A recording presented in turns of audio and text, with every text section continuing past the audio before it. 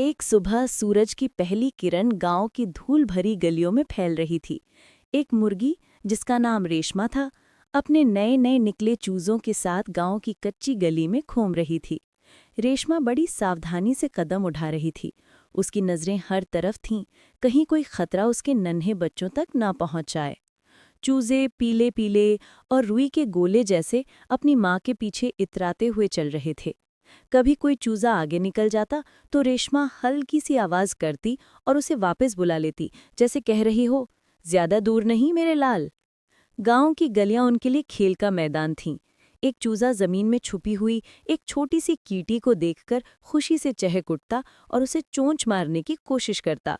रेशमा उसे प्यार से देखती और उसे सिखाती कि कैसे अच्छी चीजें ढूंढी जाती हैं।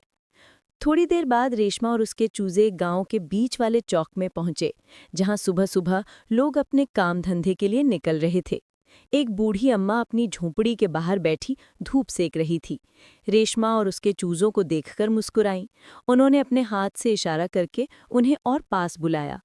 रेशमा हमेशा की तरह अपने चूजों को लेकर उनके पास पहुंची। बूढ़ी अम्मा ने चावल के कुछ दाने उनके आगे डाल दिए। चूजे दानों को देखकर खुशी से उछल पड़े और लपक लपक कर खाने लगे। रेशमा संतुष्टि से उन्हें खाते हुए देखती रही। गांव की ये मासूमियत, जहां एक जानवर को भी इतना प्यार और अपनापन मिलता है, सच में दिल जीत लेती है। दिन चढ़ता गया और रेशमा अपने चूजों के साथ गांव की अलग अलग गलियों में घूमती रही। कभी किसी के आंगन में दाना चुगते तो कभी किसी पेड़ की छांव में आराम करते। शाम होने को आई।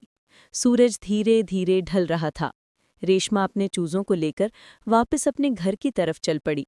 दिन भर की मस्ती और दौड़ भाग के बाद चूजे अब थक चुके थे और अपनी माँ के पंखों के नीचे सिमटने को बेकरार थे। जैसे ही वे अपने दलाने में पहुंचे, रेशमा ने एक बार फिर प्यार से अपने चूजों को इकट्ठा किया और उन्हें अपने पंखों के नीचे छुपा लिया। अंधेरे में वे सब एक दूसरे से सटकर सो गए, अगले दिन की नई सुबह और नई मासूमियत भरी गलियों का इंतजार करते हुए। गांव की जिंदगी की ये सादगी और अपनापन ही तो है जो हर किसी के दिल को छू लेती है।